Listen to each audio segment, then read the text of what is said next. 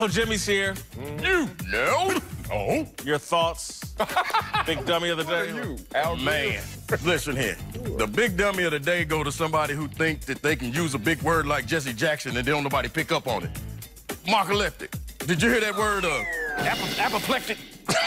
Oh, to be overcome with fear or indignant and anger. Did you hear him say, Apple pocket, Tupac, go ahead and rock this? Tupacalypse? Yeah. Did you hear that? Or did he just kept going?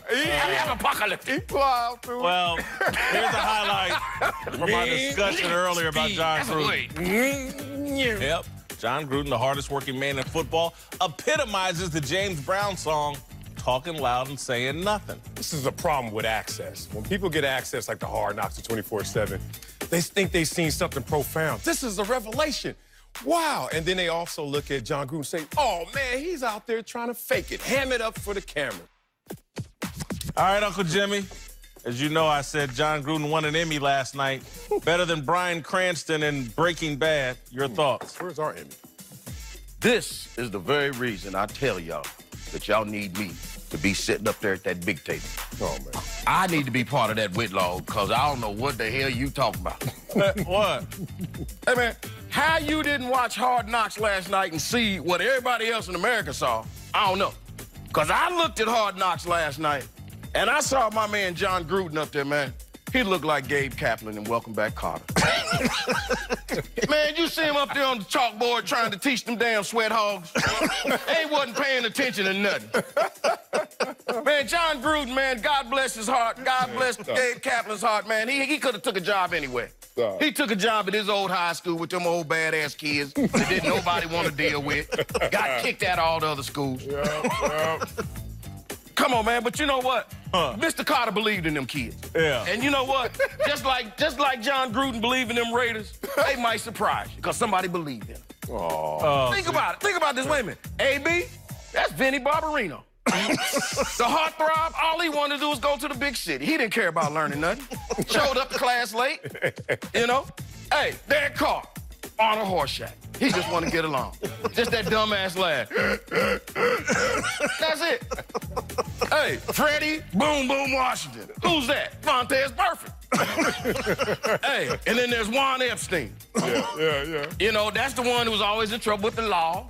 Remember, he would jump in Mr. Carter's window just out the clear blue sky because he running from the law. You never knew what kind of trouble he was going to get into. That was Ricky Incognito. I knew it, Richie. That was Richie. So how you didn't watch Hard Knocks last night and just feel sorry for Jon and just go, welcome back, where your dreams are your ticket out. Hey, welcome back to that same old place that you laughed about. Hit it, brother. Whoa, that's pretty good. Who'd have thought they lead you? All right, that's pretty good. Who'd have thought they... All right, we gotta go. Jon Gruden is on a crash course. He's down to a dumpster fire in my rankings.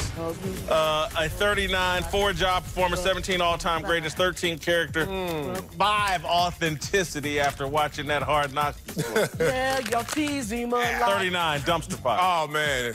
You low on him. I got him a little higher than that. Job performance. He did win a preseason game. So you would have destroyed him if they would have lost the game on top of all that.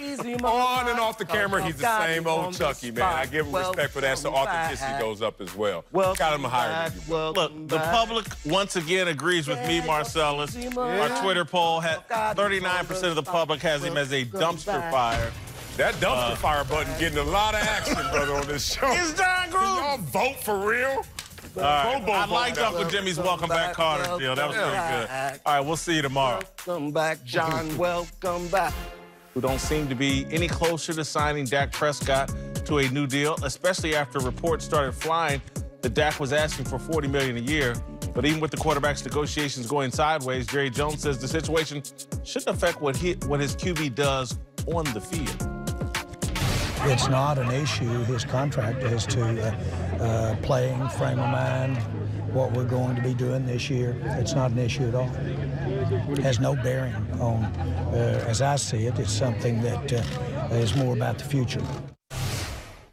You buying that these negotiations will have no impact on Dak this season? I am buying it. I think of all the attributes that I love about athletes, high-level athletes, the greatest is the ability to compartmentalize, like to just simply grab pieces of life and put them in their proper order at the right times and prioritize. So Dak Prescott, who's been through his own traumatic experiences. I've been through it as well, lost my mother. He lost his mother to cancer, both of us.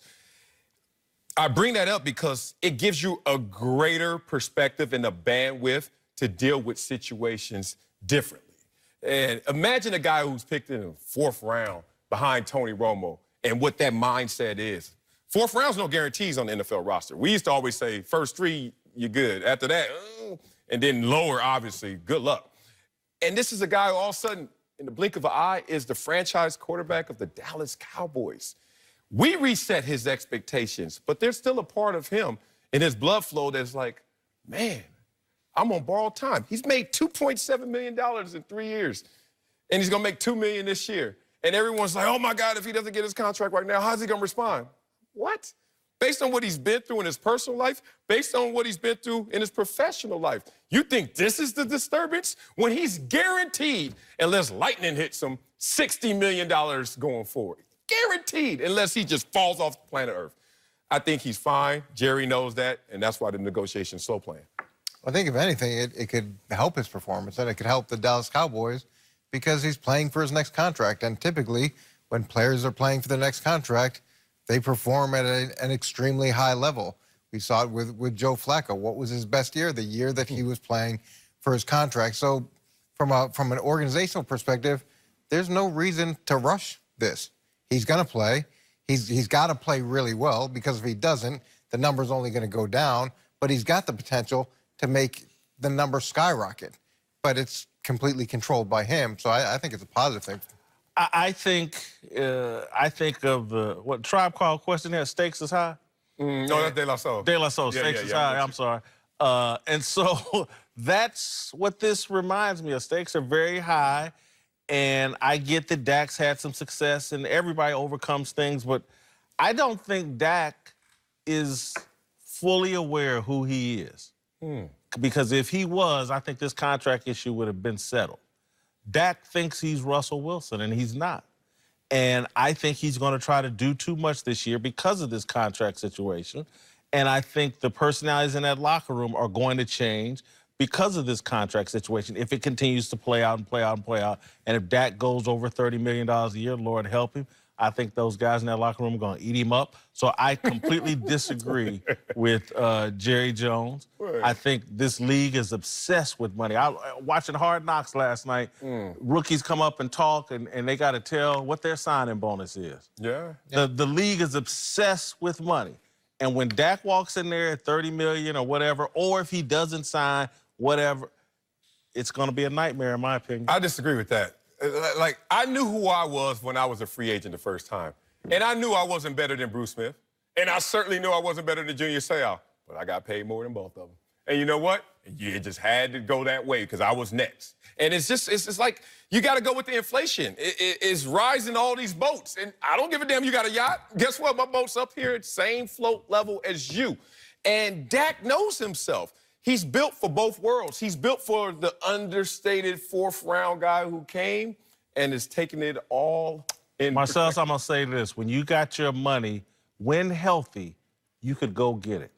Plain and simple. Didn't need no help, you could go get it. That's not Dak Prescott. Saying he ain't good? I don't think Dak is good. What do you mean? I don't think that's a totally fair assessment. I know. Now, look, guys are consumed with money. And unfortunately for those rookies, those signing bonuses are a lot less than they used to be. Man. With the new CBA. He's made a ton of money off the field. But you're not only paying a guy for who he is, but you're also paying a guy for who you think he can be. And sometimes we look at this and say that the player is going to stay where they are. That's not true. Because of traits, he has the potential to keep growing and keep rising. I could be a Idris Elba. I could be if I just lost the weight. Coming up, we'll give you our latest approval ratings for Jon Gruden. Uncle Jimmy will tell us what he thinks about the Raiders coach. Next!